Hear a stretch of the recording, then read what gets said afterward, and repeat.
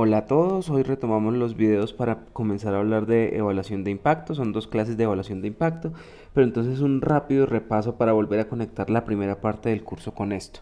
Entonces acuérdense que cuando queremos hablar de causalidad, lo que necesitamos es que se cumpla la condición de exogeneidad estricta o también conocida como independencia condicional, ¿cierto? Entonces aquí está esa condición que ustedes ya conocen y habíamos estudiado tres razones por las cuales esto se puede violar, que son el sesgo de selección, si hay variable omitida o si hay doble causalidad. Listo. Entonces en general sabemos que estamos en problemas para poder interpretar los coeficientes porque están sesgados si esto se viola, y en general nosotros decimos que no se viola en estos dos casos que ya habíamos visto. Entonces cuando yo tengo un experimento donde mi asignación es aleatoria o cuando yo encuentro una variable que me sirva como instrumento para poder limpiar la regresión. Lo que vamos a hacer en estas dos clases es ver otras dos técnicas que están basadas en cuasi experimentos. Entonces la primera de estas, que es la que vamos a ver hoy, es diferencia en diferencias, y la de la otra clase es regresión discontinua. Entonces, siguiendo con el repaso, acuérdense que ya habíamos hablado de qué es un contrafactual, ¿cierto? Entonces, si yo quisiera estimar el efecto del individuo y lo defino como una variable kappa sub i, yo decía que sería lo que observo de esa persona cuando es tratada menos lo que observo de esa persona cuando es control. Pero ¿cuál es el gran problema? Que para una persona o es tratada o es control, así que yo veo o Y1 o Y0, pero no puedo ver a las dos. Y bueno, esto también es un repaso de cuál era el average treatment effect, cuál es el average treatment on the treated. Y al final la gran pregunta que tenemos que hacernos para entender por qué estos dos métodos que vamos a ver ahora sirven es entender cómo obtenemos buenos contrafactuales aquí. Entonces primero, y es lo que vamos a ver hoy, cómo yo puedo pensar en un buen contrafactual para diferencia en diferencias, y luego en la otra clase cómo puedo obtener un buen contrafactual para la regresión discontinua. Listo. Entonces empecemos a ver las generalidades de diferencia en diferencias.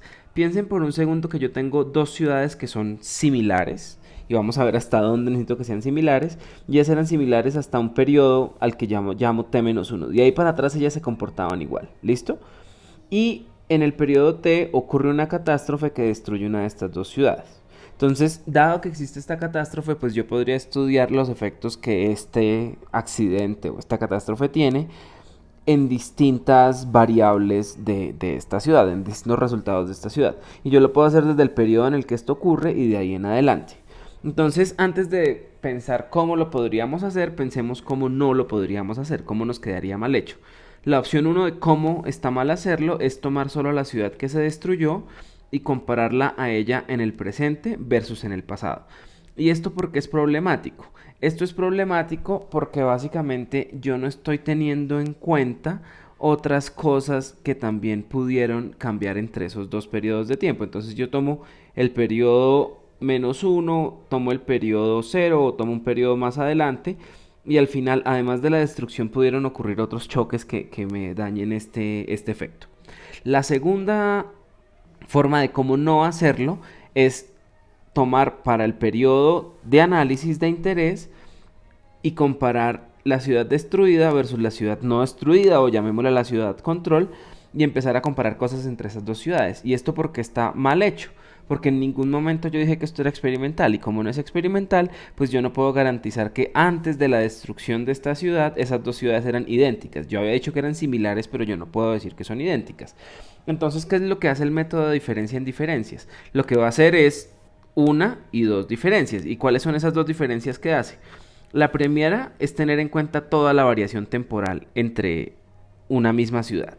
Y la segunda es tener en cuenta toda esa variación entre los tratados y los controles, que usualmente uno lo puede pensar, o en la mayoría de casos va a corresponder a una variación espacial, ¿cierto? Entonces, al final, ¿esto qué implica? Que esa diferencia 1 de la variación temporal me va a controlar en la regresión todo lo que no cambia entre ubicaciones, pero pudo haber cambiado en el tiempo. Mientras que la diferencia 2 me va a controlar todo lo que no cambia en el tiempo, pero pudo haber cambiado entre ubicaciones. Entonces, después de que yo tenga en cuenta todos los cambios en el tiempo y todos los cambios entre ubicaciones, si aún hay variación entre mis dos modelos, entonces esa variación restante es la diferencia en diferencia, es lo que me queda después de las dos diferencias, y es el pedazo del efecto que a mí me interesaría